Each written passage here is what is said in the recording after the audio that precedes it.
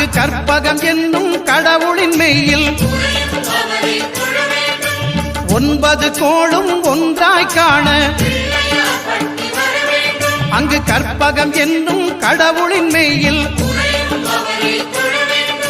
சூரியன் முதலாய் 9 கிரகமும் பலவித குணங்களை கொண்டிருக்கும் எங்கள் கற்பக தருவில் அவை வரும்போது ஒன்றாய் சேர்ந்து பலனளிக்கும்.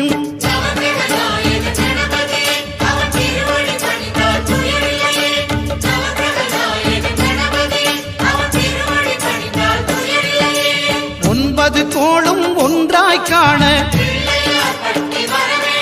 அங்கு கற்பகம் என்னும் கடவுளின் மெய்யில்